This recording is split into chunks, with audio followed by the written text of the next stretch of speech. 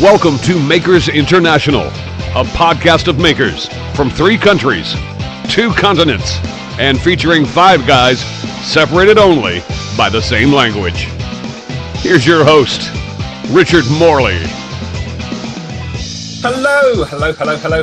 Good morning, good afternoon, good evening, good night, good day, whatever time it is and wherever you are listening. Joined with me this evening, as always, Mr. Chris Cute. How you doing? Mr. Alan Robinson. How you doing, fellas? He's not actually here this week. He does pass on his apologies, but I think Joe's feeling a little under the weather, so hopefully he'll be with us next week. And the other one, Jamie, you here? All right, am ya? Brilliant. Excellent. So we have a few shout outs this week. So very, very quickly, we've got Brian Gardner, Ian Brody Smith, Makers Central. That's the guys over at www.makerscentral.co.uk. Carol from KK Make, Andrew McQuillan, Know What Mum Knows, Shogun Jimmy, Nick Zametti. He's also from www.makerscentral.co.uk. Ragtie and Jim Dockrell. So don't forget, you can get in touch with us across all our social media, comment, like, subscribe, yada, yada, yada, thumbs up, or if you didn't, thumbs down. Excellent. Jamie, do you want to plug the website as always? It's kind of your little thing. Yeah, the website. We've got a website. It's makersinternationalpodcast.com, and it was updated again last week with all the relevant episodes. Excellent. And hopefully you haven't put any random pictures of me on there. I know what you're like. Not yet, no. Good. And that is a .com, isn't it? That is a .com, yes. Not a .co.uk. Like the makerscentral.co.uk. Like the Makers like Central, no. Excellent. Good stuff. So, Chris, do we have any random list of questions from last week? Not really, but we have a lot of interest in what next week's topic is going to be, which was we had determined that we were going to talk about PPE, personal protection equipment, next week. And so Shelley Cole from the YouTube channel Know What Mom Knows had a lot of input on that and regarding our lung protection and why that's important. So, Shelley, we will try to include that in next week's episode. But other than that, Richard, that was pretty much all I had this week. Cool. No, that's... I don't know how well that's going to go. I smoke cigarettes while I'm sanding, so... you could always make it another... You could always make it another episode you don't make it to, Alan, if need be. Yeah. You know, if you want to sit this one out. I've got next week off. And you left out while sniffing glue. I mean, that's okay. Anyway. Yummy. Come on. Yes. Anyway, let's move along before Alan gets us into more trouble. So the topic this evening, if anyone's looking at seen the thumbnail, which presumably people look at before clicking on a video, we have a very special guest. And I say special because Dirk, I don't know you at all because you're fairly new in terms of the YouTube thing. So for that, I apologise. But you are all the way from the land down under, certainly from where we are. Dirk Gibbons from Sumo's projects. So welcome, Dirk. How you doing? Yes. G'day and good morning, and thank you very much for inviting me onto your show. It's quite a pleasure to be invited. So, yep, all the way from Australia. Yep. Excellent.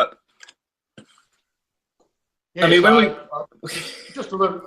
I'll give you a little rough indication where I live. Major cities in Australia. We've got Sydney and Melbourne. Melbourne's the most southern city in Australia, on the mainland at least, and I live about 2 hours north of there in regional settings. So, yeah, not in the outback, but in a farming type environment. Oh, I imagine you're like way out in the outback. No. It's a little bit too harsh and desolate for my liking. I get the impression that if I was to visit your house, I would consider it the outback. But if anybody else from Australia, other than those city dwellers, they would just see that as sort of a rural community. Does that sort of sum it up, or am I wrong? No. It is rural. A lot of agriculture. It's the region I'm in is known as a food bowl of Australia. So very much known for growing fruit. Lots of orchards.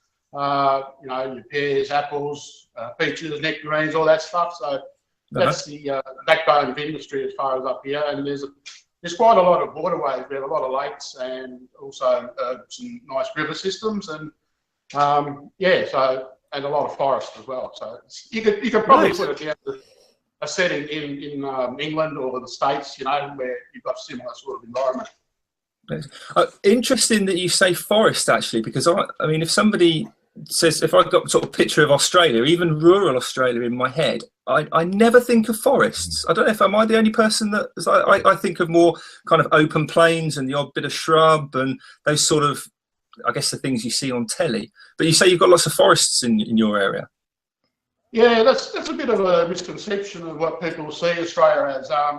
We've got a large dividing range that runs approximately 3,000 kilometres from northern Queensland all the way down through New South Wales and into Victoria. So all around that sort of area, there are a lot of forests. They're now protected. Some are World Heritage protected. And if you take into account that long distance, we have got a lot of forest still outstanding. But it's once you head inland from there, then it becomes a lot of that red clay or that red surface that you might symbolise with the Australian landscape in general. Yeah, but it is quite, especially down here in the south. It's quite lush in winter, and very, very. We have 4 seasons, which is really nice. Oh, nice. That is cool. Yeah. It's nice to be educated from people that actually, are from completely different locations and such diverse locations as well. And we did always say from the very day one of doing this podcast that we wanted to get people on from all across the world. And, in case anyone else, I want to kind of steal this line, really. I appreciate for you, it's like 6 o'clock in the morning ahead of us. Yeah. So it's always difficult. Well, it's difficult enough getting the 5 of us together, and we could only manage 4 tonight, obviously. But to get somebody from completely the other side of the world, timescales are totally out of whack to ours. It makes it even better. So again, thanks for coming on the show. One question I really want to ask you, which is a bit of a sideways question: have you ever been a primary school teacher in the UK? No. Right, because the only reason I ask is my primary school teacher was Mr. Gibbons, and that was a few years ago. People change over time. I just wanted to double check that it wasn't you, and if it was, if it was you, I didn't cheat in that exam. Okay. I think he just called you old, Dirk. I think he just called you old, dude. Yeah, I'm not really that educated, so no. Funny that, neither's Richard. That's very true. Yes, yeah, but don't worry about it. I get used to it because Richard thinks everybody's friggin' old. I just think I'm younger than I am. That's just so wrong. What a God. Excellent. So where did the Sumo come from in your channel name? Because your channel is Sumo's Workshop, isn't it? Sumo's Projects, yeah. It sort of originated. It was a nickname given to me a long time ago when I played the sport of cricket. I'm sure probably not all you guys are familiar with that sport, cricket, but it's in England and Australia. Yeah, it's a pretty well played sport. But we won't talk about cricket because the English are doing a bit better than us at the moment. But, the only sport we are. You didn't do too well on the rugby the other day, did you? Oh God! Here we go. Yeah, so we had a new coach appointed, and for some reason he started giving everybody nicknames, and that was one that I was titled with, and I don't know why, because I was probably 20 kilograms lighter, and I wasn't in too bad a shape. I sort of filled into that nickname now, but yeah, that name was sort of, to me, it's a little bit symbolic because it represents mateship and also community. So I thought I had such a great time in that part of my life, I wanted to carry it forward. And when I thought about doing YouTube videos, I thought, what can I call it, Dirk's Workshop, or I'm not sure. But that came back to me, and yeah, so as I said, I wanted to carry that forward and introduce that into a new community. And it's just been wonderful because I've met so many nice people, and you know, the correspondence and all that is fantastic. So yeah, that's basically the reason I chose that. And projects is, I suppose, a little bit more open to not just saying, oh, you're in the shed doing things. Projects can be a little bit outside of that environment too. So that's how that originated. Yeah, well, it's a great name. I mean, because I mean, you know, somebody says sumo to me, and I think sumo wrestler. But I mean, even if that was the case, Dirk, and apparently it's not. I mean, you're a pretty big guy, so that would fit. And you know, and the projects part of your YouTube channel allows you some real elbow room to kind of do what you want to do. I mean, you're not confined to doing one single thing. You can do whatever you want to do. Yeah, that was the sort of outlook I was, you know, looking at, sort of. Not to limit myself, and you know, at best I'd say I was an intermediate sort of woodworker. So I'm a bit of a learn by doing, and that's my sort of skill building approach to things. So and doing YouTube is actually great because it's that visual interaction. I mean, you've got a camera and you're forced to push yourself that little bit further and take on you know, particular things that you may not if you didn't have a camera in front of you. So yeah, the whole project base of it is interesting for me, and you know, I'll pursue that in the future to see where it may end up.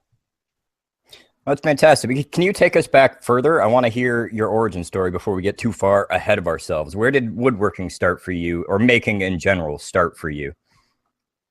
Yeah, well, back in the 80s, that's when I was at school. School systems in Australia back then had you know, two emphases. There was the academic side of things, which I knew I wasn't going to pursue that in the long term. And then there was also the technical side of our college system, or our high school system back then, where there was a lot of trade subjects available to students. It was a good precursor for anyone wanting to pursue an apprenticeship within a trade. And I do recall the setup at my particular school. They had an excellent wood shop, you know, equipped with table saw, jointers and all that sort of thing, as well as hand tools. So you learn to learn a little bit of an appreciation for combining those two type of skills, and also engineering and electronics. So those things, unfortunately, don't, you know, we don't have institutions like that so much anymore nowadays. And I think that's a problem worldwide because it's, you know, it's something that's, we have a shortage of tradespeople now.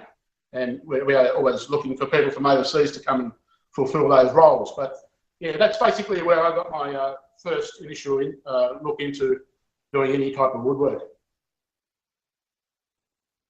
Do you remember what your first project was that you ever built on your own? Back when you were in grade school, do you remember what your first maybe a little bit of whatever you had made? And you know, for me, it was like I gave something to my mom. But I was wondering if you remember what the first thing you ever made and what it was. Tell us about that. Yeah, it was a funny looking thing. It was actually a fish on a stand. So, you know, basically just a block as a base and then a dowel. And we sort of made some sort of pattern to cut out a fish and drill an eye and do that sort of thing. That was the first initial project. And I believe the year after, when we, you know, sort of got a little bit further advanced, we made a student desk. That was a good project to, you know, build a lot of the sort of skills that sort of, you know, it was a little bit harder. So, and also some cabinet making. Yeah, so those things were good. And especially you were spurred on by other students as well who were doing the same things. So, yeah, that was a good thing. So you get that kind of competitive edge with your peers at school. Yeah, definitely. And yeah, we co-ed schools as well, so it was a good mixture of like girls and boys doing those subjects, and you know, the people who were doing it, they loved it too. So I always try to wonder where people have gone on to in their occupation. So if they've you know, gone on in that direction, yeah. Excellent. One thing that I'm sure everyone's going to want to know the answer to, and it genuinely intrigues me. We've heard sort of tales of woe and the sort of thing in answer to this. But being as you're in a sort of a rural community, a couple of hours from the big cities, I'm going to make the assumption, and correct me if I'm wrong, please, that perhaps your suppliers are sort of starting to maybe thin out the further out from the big cities that you get. So what is the availability for you in your area in terms of materials, and what do you normally work with? Yeah, that's a good question. As far as timbers and that goes, like, we've got a chain of box stores, you call them, over there, or our biggest one is called Bunnings Hardware, and that's pretty much everywhere in Australia now. So that's like a Home Depot in the States, and that they have a provision for, you know, your timbers through to your machines and all that sort of thing. There are still some timber mills going. There's one not far from where I live, but unfortunately, due to sustainability and that, they're very limited. I think there used to be about 90, about 50 years ago, near where I lived. So that was supply chain, but once again, conservation, preservation. I was going to say, presumably that's because these, you know, the forests that you've got around there are all protected, and it's now more a management thing rather than a harvest type thing. Exactly right. Was it because the harvesting was abused back back in the early like 1900s or whatever, when they were doing a lot of milling? I mean, what was Australia? I mean, were the forests that you had there, had they become deforested? Is that why the forests are now protected? I think to a degree, yeah. You know, there's always an argument to and against. I think I've spoken to people who work in that industry, and they think that the approach that they took was actually keeping the forest system a little bit more clean and preventing bushfires from happening. So we have a lot of bushfires in this part of Australia, and you know, that's due to a lot of undergrowth and things. But it's always a political issue as far as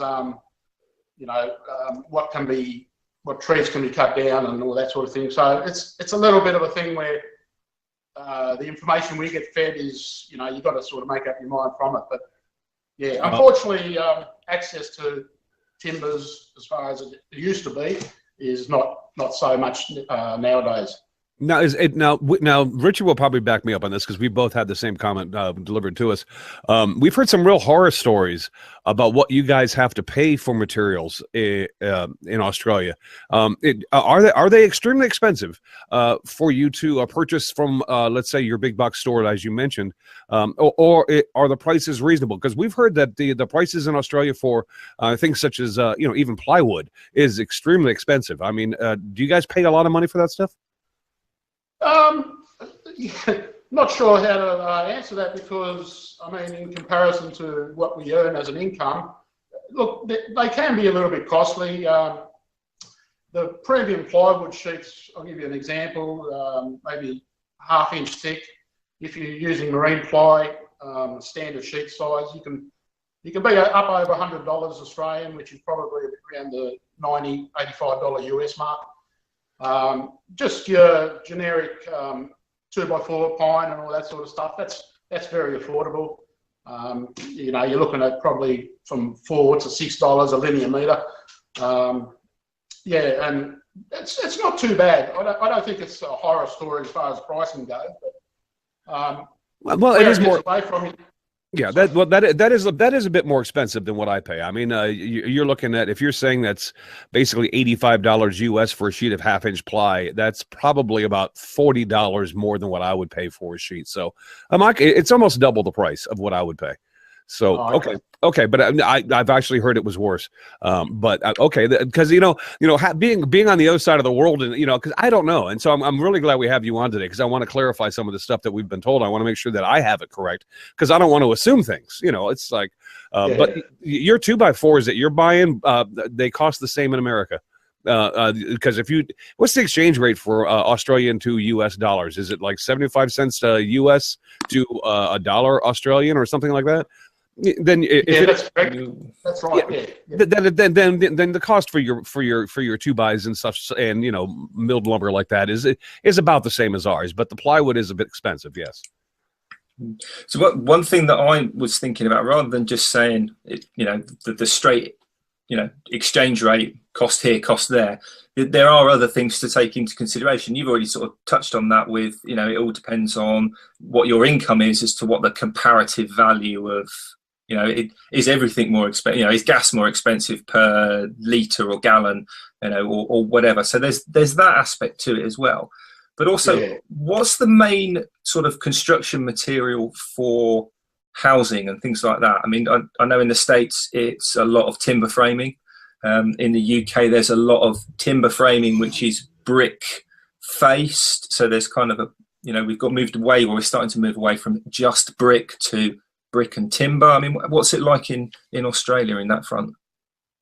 It's much the same. It's timber and brick. That's the most common building materials used. There are steel frame houses.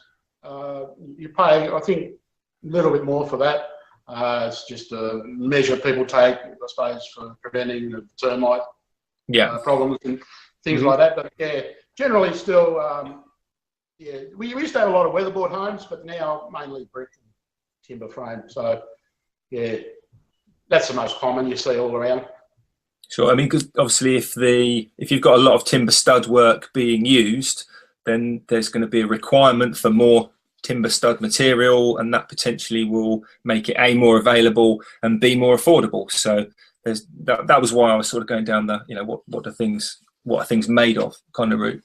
But what do you normally use? I mean, material wise, are you 4x2, 2x4, solid wood, or MDF, or what?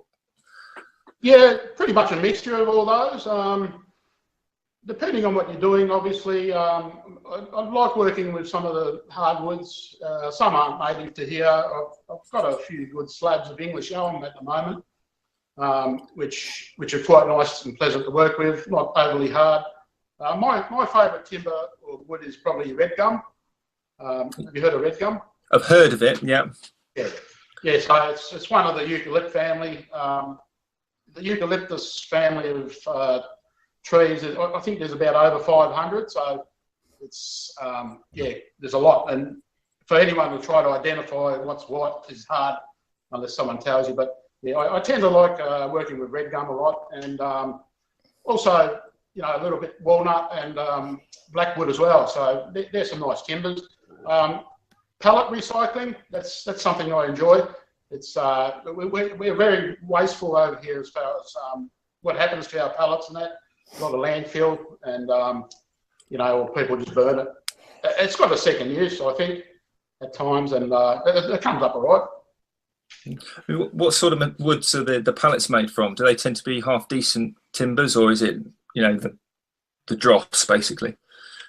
Yeah, no, it's just generally pine, but you do come across some hardwood pallets, and I think they're made from a mountain ash. That's pretty much a sustainable timber that's used in throughout our industry and that, and also sometimes with pallet making.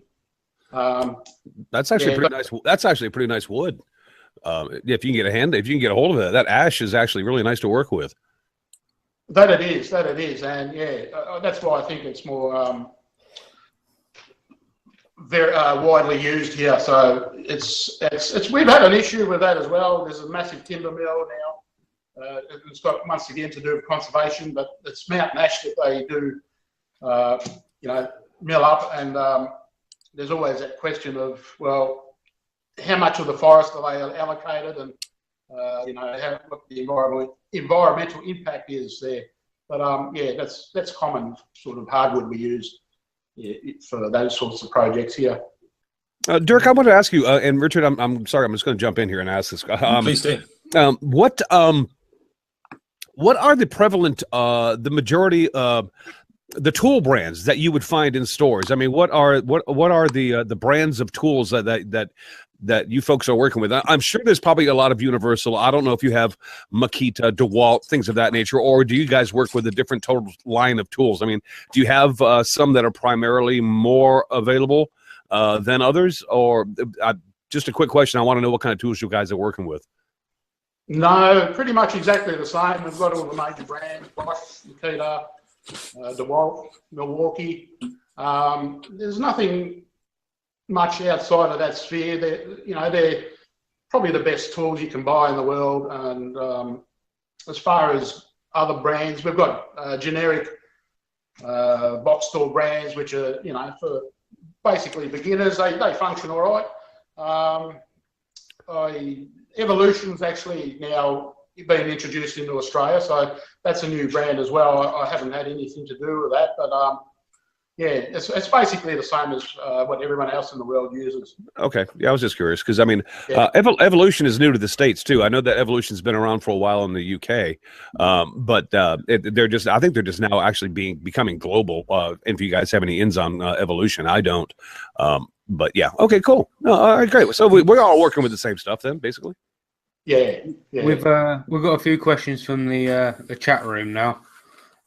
Shogun Jimmy would like to know, what is your dream project? Dream project to build a decent bar. A bar. That's my boy. Why am I not surprised? Oh, that may be my next project just because of that. Dirk, I'm going to build a bar.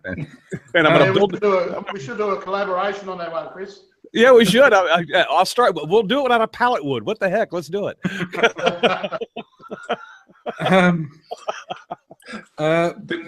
Bob Lee's workshop. He first of all he says, "Tell you he said hello," and then he said, "What hardwood do you have over in Australia?" What hardwood? Yeah, what hardwood? You've mentioned walnut. You've mentioned ash. I mean, what are there others that you have readily available that you can go get? Dirk has like the most exotic lineups of woods in his videos I've ever seen. Yeah, people overseas see some of the timbers here and believe that they call them exotic timbers, and depends where you live. We call them exotic timbers as well. I'd love to get my hands on some of the Tasmanian timbers, Yuan pine, and I think there's some other stuff, sassafras, and they're hard to get hold of as well for us. But should the opportunity arise, I'd just love to work with some of that sort of stuff. But as I said, within the eucalyptus family, the red gum, spotted gum, and there's many more, and they're the sort of timbers that sort of me personally, I find they really come up really nice once final finishes on and that. So yeah, it's a regional thing once again. So got it. Now, Dirk, I'm assuming since it's early in the morning that at some point in time you're going to get up and go to work, unless you're retired. Do you work, or are you retired? No, I work, mate. I'm a truck driver or lorry driver. Yeah, so generally I'm on the road from 5 a.m. and sort of work through to about 5 p.m. or 6 p.m. And my run is to drive down to Melbourne. I load up there, then I'm out of the place. Thank God. It's too busy down there. Well, Bob Lee wanted to know what you did for a living. So, Bob, there you go. I was going to ask you, but I was going to lead in with that. So, Bob, you get your question answered. So, I've got to say, that's a fancy looking cab.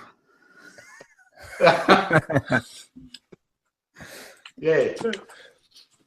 There actually was another one, and I think it's actually a plug from Shogun Jimmy, because he's actually got a skull competition going on at the moment. He said, "What is your skull project going to be?" Shameless, Jimmy, shameless. You're already my shadow today, Jimmy. Oh, I'm not sure. I have to think about that. I'm going to ask this one as well, just to see if Chris can be outdone. It was by Rob's workshop. He says, "How big is Dirk's workshop?" Oh, geez. Well, my garage is 9 by 9 meters, so it's a 4-car garage. He's outdone me. He's outdone me. Thank you, Dirk. I love you already. So, yeah, you can basically set up about 3 shops in there. But it was it was funny when my partner and I, this is our first home, so about 3 years ago now, we saw it on the internet, and all the photos were basically from inside the house, and there was no sort of reveal about what sort of garage and that it was. So, you know, you walk through and you go, oh, this is nice, and my partner's going, lovely curtains and all this sort of thing. And yeah, the agent actually opened the blinds out the back, and that sort of revealed something to me I could call like a Taj Mahal, you know. Saw this big bloody shed, and I thought, oh, crikey, what am I going to do here? Yeah, it's so the previous owner, I think he dabbled in motorcycles. I think he had some classic Indian motorcycles, and he decked that garage out really nice. Sort of half the perimeter of it was shelved and workbenches and that. So I'm actually in the process of, this is my 6th time I'm trying to reconfigure it, because it's too big for what I do. You know, that sounds ridiculous. What? See, Richard, for right now, Richard, the sky is parting, the sun is shining, and the angels are frigging singing. Oh, he doesn't understand.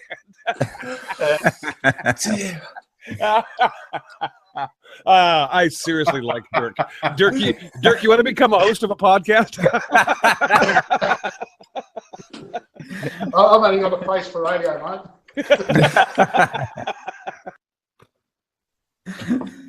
But yeah, just going back to that. So I'm trying to cramp myself into half that space now, and I'm starting to understand that workflow is probably the most important thing you can do. One of your previous guests, Rob Appleman, his shop was unbelievable, the way he set it up and the way he can maneuver his equipment about. And I thought, geez, you know, he's made something out of a small space that works. I like books. I don't know. Can you see this? This is, don't get the wrong impression. It says Woodshop Lust. Can we see the can we see the centerfold? Yeah, so it's amazing. Not got in front, is it? It's got Tony Valou in there. Anyway, go ahead. I'm sorry, Dirk. Go ahead. No. So it's all these types of shops, you know, from larger setting shops and basement. You know, it gives me a good indication of people don't have a lot of space, but what they do, they really utilise very well. So, you know, that's what I'm trying to find myself, make it work. There's nothing worse than working somewhere and going, where do I leave the pencil or the tape measure, you know, and then you're tripping over somewhere. And it ends up being under the desk, under the workbench. So, yeah. Well, Dirk, you know what, and I'm sure Richard will concur with me on this. You've got a really nice advantage, because you can scale down the space that you have to make it a workable shop for you, and then as you move forward, you've obviously got the room to expand it if you would like. So if you get it down to something that you can work and get your workflow working for you really well, and then as you add tools, do things, different things, you can always make it larger, and that's a really nice perk that not a lot of people have. So good for you. It is, and yeah, I'm very fortunate. So yeah, I'll take this one. You've got the advantage of, you know, everyone kind of, I guess, agrees on whatever space you've got, you fill it. The fact that you've got just a ridiculously enormous space, which I'm extremely jealous of, is beside the point. You kind of fill it. You're able to scale into that, and then I guess use the non-used areas for something else. Whereas everyone else is trying to cram more stuff into the small space, you can down the line kind of grow into it, if that makes sense. Yeah, I'm very jealous. Right. Yeah, speaking of cramming stuff into a small space, boxes or briefs?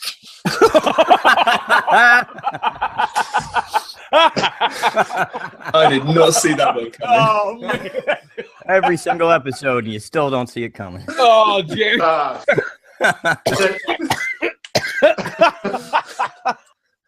Oh, that was rude. It's definitely boxes. I don't know how many people are wearing briefs nowadays. We call them strangle dacks over here. So if we had done this in summer, I might have said mankini.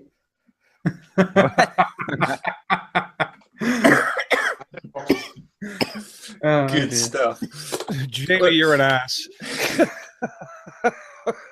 Oh man. He pretty much is. I mean, Australia's kind of just going back a little bit on when Chris asked about the different tool brands. I'm moving way away from the whole Jamie asking these questions wherever possible. I watched one of your videos, fairly recent video, on the Aldi drill attachment and the router. Now, I was having a conversation with somebody elsewhere about routers and all the rest of it. Now, Australia being a predominantly metric country, but you guys know what feet and inches are, though, don't you? We do. It's a little bit of a struggle sometimes to do the conversion, but yeah, we did work in that measurement system many years ago and then converted to metric. Yeah, so you're kind of like the UK in that sense. You can visualize what 3 feet is, or what 12 inches is, or whatever, and then obviously have to convert it. But in terms of the router, which is where I'm going this, are you predominantly 1/4 inch and 1/2 inch on your cutters, or are you 8mm, 12mm on your collets, or is there both available? There's both available, yeah. But I mean, which would be the more common? Well, with the Aldi stuff, it's more or less, I think, metric. But then again, other power tools, yeah, it's packaged as being in imperial measurements. So yeah, it's just a matter of trying to work out, what the difference is in that. Yeah, because I mean, obviously, Makita and DeWalt are imported into Australia, so they're going to come with imperial measurements. And are there any tool makers in Australia? I mean, are there any Australian tool brands? Yeah, I guess is what I really wanted to know with that question I meant to ask. Is there any manufacturing going on in Australia of tools that you can buy that would be, Australian made? Like Aldi tools? No, unfortunately not. Triton tools, I think, did originate here in Australia, but I think it's more branded as or bought out by a UK company. I'm not sure on that, but yeah, off memory, that was about the only tool manufacturer that may have been here. As far as woodworking, there are a couple of older companies. I've got a bandsaw, a small bandsaw. It's called Durden bandsaws, and I think that used to be made in South Australia. So, Oh, awesome. Yeah, those things are hard to find now, and when you do, you sort of hold on to them. We've got a little bit of nostalgia, a bit of history in Australia. So yeah, but no, nothing's made here anymore. It's just the cost of manufacturing is way too high. So yeah. It's kind of the same story in the States. So yeah, I remember the good old days when the United States used to make their own tools, and we don't anymore. I mean, for the most part, we don't. Yeah, I mean, you get sense to the UK as well. Yeah, because it was what was it? Sheffield Steel used to be big. Yeah, huge, but finest steel in the world, and obviously it's not anymore. And a lot, it's bizarre, but there is a trend of where all these old manufacturing places, whether it be Southern Australia, the US, the UK, the vast majority of it now is all coming from the same place. It's all coming from Asia. It's either Taiwan or China. Taiwan or China. Yep. That's unfortunate, but okay. For us, yes, but not for them. Yeah. No, glass half full, half empty, kind of. You got weird. But, let's not get into the politics. No politics involved. It's just, it's kind of a home thing, because I mean, when tools are made in your own country, like Sheffield Steel in the UK, and he was talking about Durban tools, in Australia, I mean, it kind of fills you with a little bit of pride that you're working with a tool that was made in your own country, and especially if it was a quality tool such as Sheffield Steel was, because Sheffield was, like you said, the best steel in the world. So, and it kind of makes you sad when it goes away. That's all. Absolutely. I'm going to cry now. I'm sorry. Thank you. I don't need a tissue. Thank you. I'm all right. Well, Jim Bashirs wants to know if Dirk's toilet spins backwards. Good question. Not to him. Yeah. Actually, it does. Being in the southern hemisphere, well, yeah, I'm not. Yeah, I think presumably it's something you don't look at all the time. No, it's not. Once you flush, I mean, you're not going to look behind. You just want to say goodbye to the little fella. It's like, Oh, good question. oh, Jim. Oh dear. Oh my life, where have we ended up going, Jamie? It's all your fault. So I blame Berkey. everyone does. Everyone does. Yeah. Brilliant. So what are you working on at the moment then, Dirk? Are you one of these people that likes to keep things fairly sort of close to your chest in terms of everything's a secret until the big reveal, or are you happy to talk about anything you're working on? I mean, and how do you find time for it if you're working presumably fairly long hours behind the wheel every day?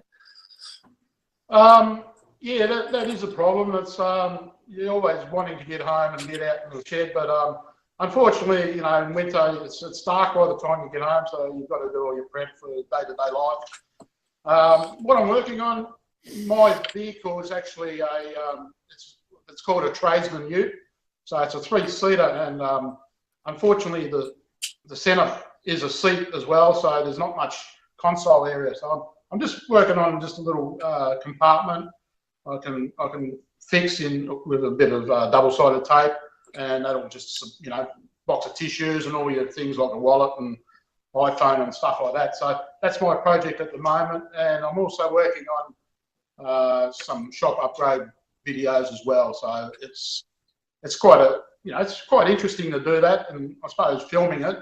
I've got a lot of ideas from watching other guys do that sort of activity. So, I'll sort of do that as part of the journey and do other builds as well. And it kind of, I guess, goes with the whole agricultural community, and I guess it's sort of compounded by the fact that you're rural anyway. But do you find, I mean, I know a few kind of guys and girls in the farming community here in the UK, and they are some of the most resourceful and resilient characters that I know. They're fairly robust, to put it mildly, but also there's a sort of a kind of a make do and repair and that sort of mentality. Do you find that within your community? Most definitely. It's like Australia's 200 years old, so we're a young country, and that sort of resourcefulness and pioneering spirit is still common in a lot of these areas, as you said. So, people surprise you every time you perhaps visit someone, and you just see the activity that they've been up to. It's just great. They have to adapt. Being far away, it's probably an hour round trip to get all the materials and that you want. So yeah, people utilise what they have and basically make it work, which is it's fantastic. I admire people who can do that. I try to do the same myself. That's awesome, Rich. I just want to clarify something. Did you just say that all the resourceful and resilient people in the UK are fat? I mean, it may just be a language thing, but I thought you called them. They were all robust, and I mean, No, I mean, as in they have a robust kind of outlook on things rather than, oh no, it's broken, I've got to go and buy a new one. They're like, oh, it's broken, I'll fix it. The more. What can I tell you? I'm just trying. I'm hoping that Dirk didn't take it that way, but that's kind of how I heard it. All right, cool. All right. Boy, it's a good robust conversation to have. This is what happened. I grew up. I haven't grown out, as you know, but I grew up more in a kind of a rural setting than a city setting. Obviously, Chris is 45 minutes from NYC, so you're not really a rural guy, Chris. 45 minutes from. No, you're not. I'm afraid I am.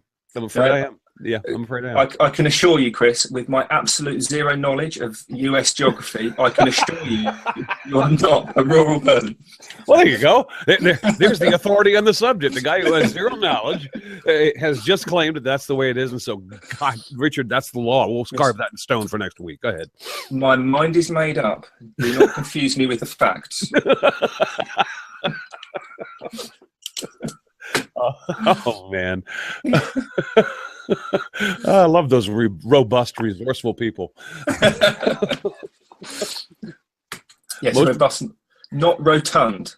Yeah, well, most of the ones that I know that are robust and resourceful are cooks. But okay. Anyway, move on. Go ahead. I'm sorry, Dirk. I didn't mean to get sidetracked there. Go ahead. So basically, yeah, it's more of a repair and a make do sort of a general attitude rather than it's broken, I'll go and buy a new one kind of thing. Yeah, it is. And yeah, a lot of folks have got skills. I find, I mean, as far as the YouTube thing goes, Australians are probably not as keen to put themselves on film and show what they do. But as you said, you know, people tend to do their own repairs on things, and you know, that's great because it just keeps the skill going forward, and hopefully the young people can adopt as well. Probably more so in regional places in Australia, farming communities. People are very hands-on, practical. So yeah, that's something that's great. Yeah, and I guess, I mean, there's a similarity there, I think, with the UK in terms of there are a lot of sort of practical hands-on people that aren't necessarily keen to put themselves out there on camera. Perhaps that's a cultural thing as much as anything else. But I think, I mean, I'm finding more and more Australian, I mean, there's people like Shane Conlan, Uncle Knackers. There's another chap whose name escapes me who does a lot of hardwood, hand tool type making stuff as well.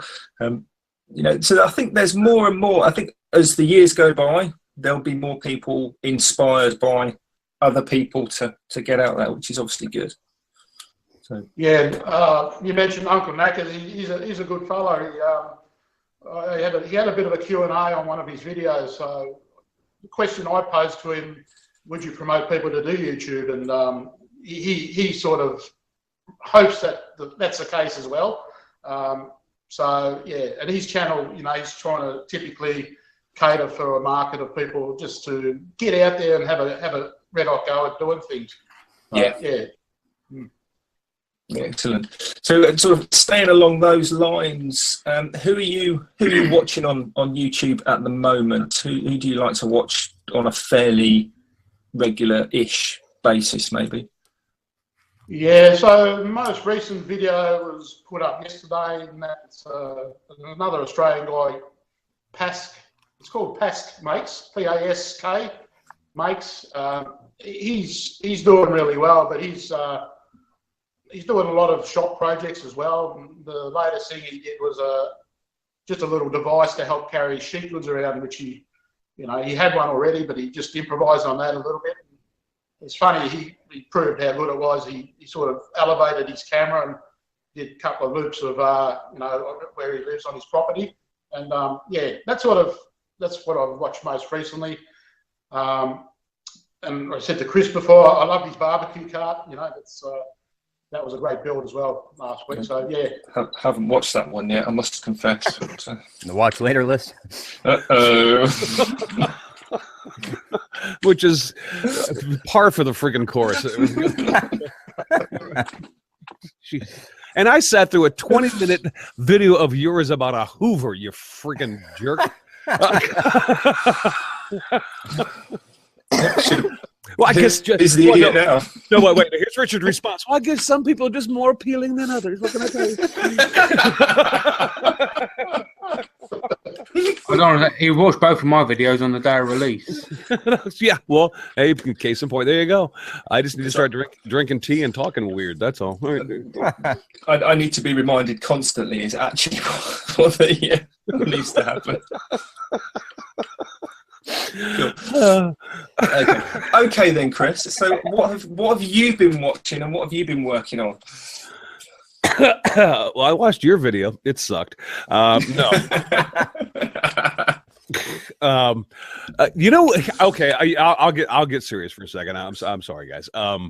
You know what I really love to watch in people's videos is the birth of creativity. People that are getting creative. And there's one guy that I know that just blows me away every time he does something. I don't know where this comes from. And I'm going to tell you right now, I think it has something to do with witchcraft. Bill Lutz. Did you see Bill Lutz's latest video? Oh, You know the answer to that. yeah. Yeah, he got involved with Marcus Hoffman's shift knob challenge. He took an old pair of sheep shears, you know, the handheld ones that basically just spring steel that they used to use back in the day to shear sheeps. And he looks at sheep shears and goes, shift knob. Where does that come from?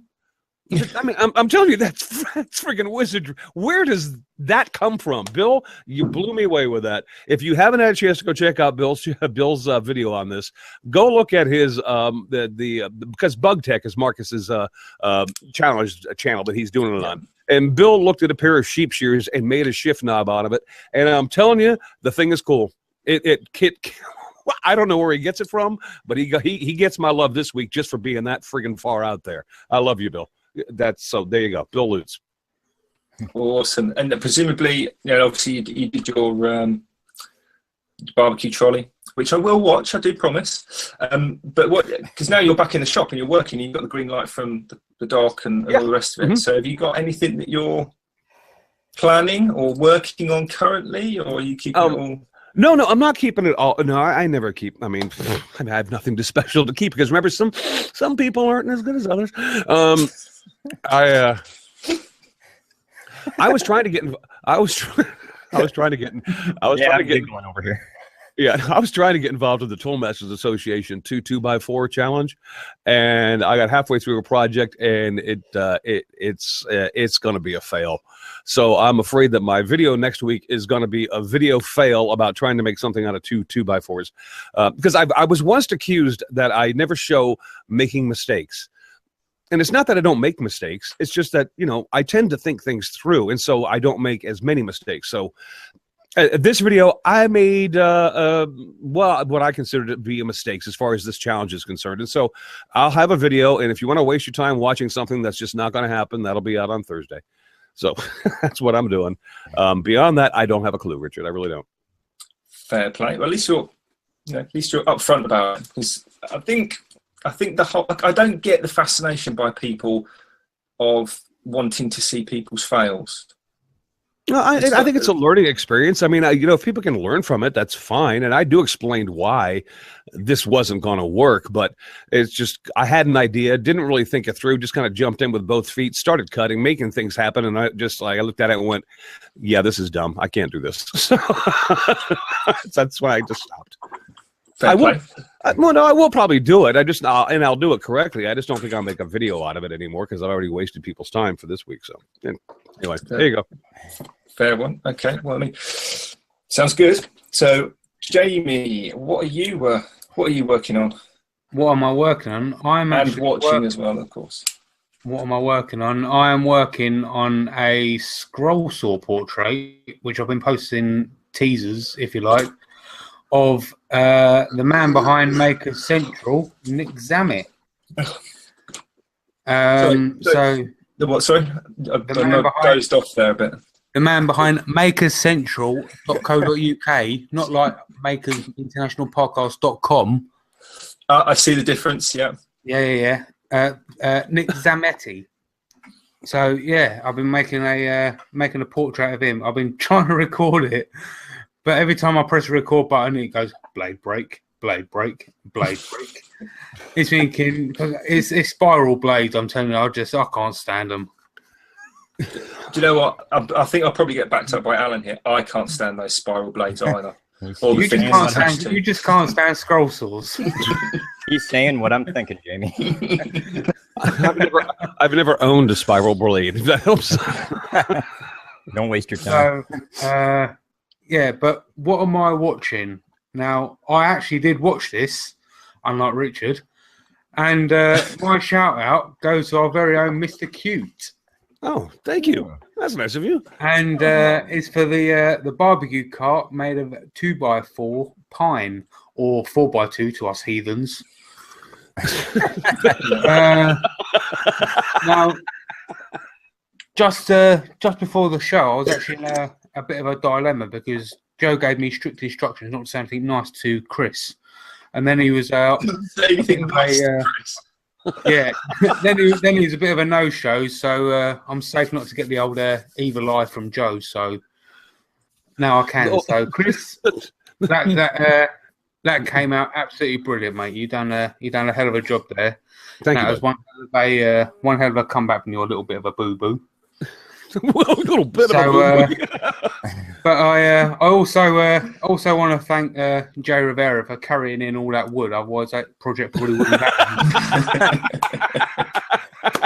That wood was actually given to me by Jay Rivera that I used in that video, and he seriously, literally did carry it in. Jamie, that's funny. Chris carried in one length of it, while Jay Rivera carried in about 30 lengths of it. That clip was in another one of your videos, wasn't it? Yeah. Chris? Because yes, that I have seen. It's just that kind of sneaky kid going, "Oh, go the last one," and you just drag it along behind you. Yes, that was hilarious. Okay. Did you include that? Have you included that in the build video? No, I didn't. But that stack of wood that I took the 2x4s from was given to me by Jay, and it was given to me by Jay on that day, and it was because it was shortly after Jay and I built that little bench that we made out of 2x4s that I hurt myself. So I haven't been able to do anything with it since. That was the first time I did that. Thank you, Jamie, for bringing that up. I had to confirm just before the podcast that wood did come from Jay, so I could add it. Oh, well, good. I'm glad at least Jay got a plug here because I'm obviously not doing well today. Move on, Richard. Well, a thought has just occurred to me that Joe. Sorry, it's Jay's World Creations on YouTube. There you go. Honestly, Jamie, that's absolutely fine because I was just going to say a thought has occurred to me. Joe's not here tonight, so we can basically go on as long as we like. No, you can't. I have to do the editing. If he's not here, I'm doing it. So cut it out. Let's go. No, he never said he wasn't going to do the edit. He just said he wasn't going to be here. Yeah. Well, technically, it's already tomorrow in Australia, so you've already got to do a lot of editing. Ladies and gentlemen, thank you for joining us tonight. We'll talk to you later. Bye. Is that Chris for Shut Up, Richard? Move on. Yeah.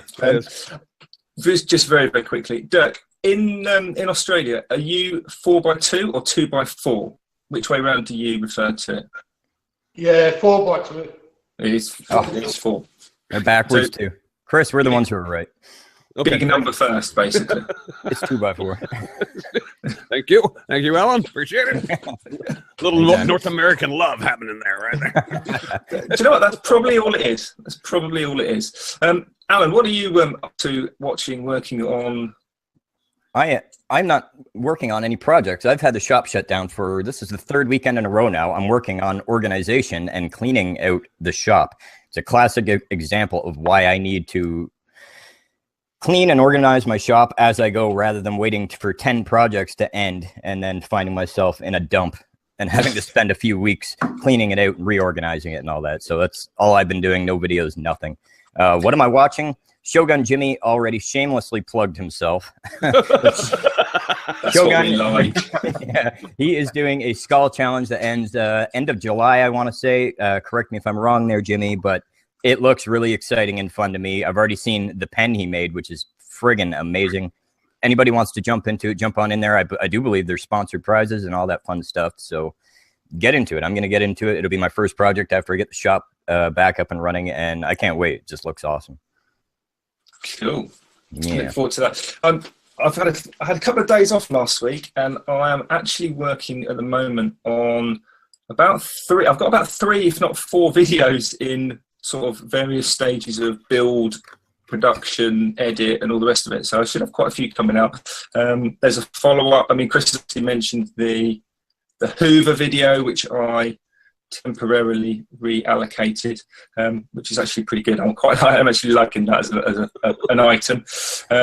And I did a build video. Do you remember months ago, earlier this year, I had those awesome customers. I did those built-in wardrobes. Do you remember those? Yes.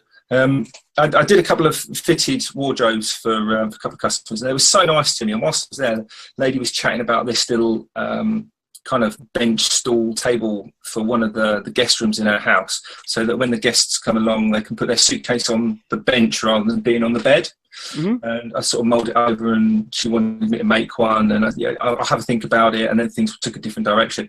I got hold of a load of timber that I was given from a friend of mine. I knocked one up, not one of the friends, one of these table benches, and I took it round and just come on, Chris, keep up. Happy Father's Day, Richard. So I built this little table bench, and I just took it around the house and went, there you go, for you, just have it. And they were absolutely over the moon because I could get a video out of it. So I did that. It was kind of a nice gesture because they really looked after me while I was there. So that'll be a build video coming out once I edit it.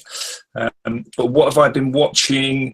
I watched a video. It was from the Bellevue workshop. It's not a channel I watch a lot, I have to say. It was one of those ones. It's a typical, the thumbnail stood out to me, and it was about an all singing, all dancing router table. Have you guys seen that? Yes. This thing is just insane. It's like basically 3 router tables all in one console unit bench thing, and it's got push buttons to raise and lower the spindle on like an actuator, and it's actually got 2 trim routers as like table 2 and table 3, that when you hit the go button, the router, the actual part of the table automatically lifts up, turns the router on, and you route, and then you hit the stop button and it stops and lowers it again. It's all completely automatic.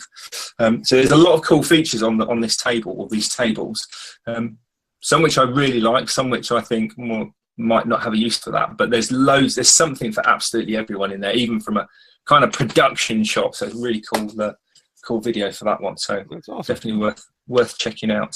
So excellent. This has gone really quick. Dirk, you're one of those guests that we have on where the time just goes absolutely just so quickly. Where can everyone find you? Because they need to know more about you and what you're doing, and where can we find you across the interweb?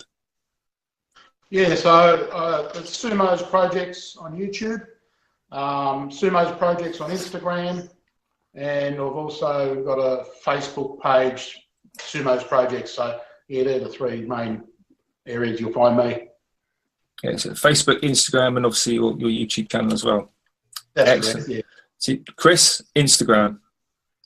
Yeah, sure. That's all. I'm not going there. I'm just putting that out there. Just for. No, I'm just saying, and I have one, and Jamie updates it for me on a regular basis. That's dangerous. Dirk, it's been a pleasure, my friend. You can find me on Facebook and YouTube. Basically, Chris Cute on YouTube, and Make the First Cut on Facebook. Excellent, Alan. Facebook, Instagram, YouTube, and now makersinternationalpodcast.com under the Woodworking Junkie. There you go. Look at that. Yeah. I think he stole your thunder, Jamie. Mine, Jamie.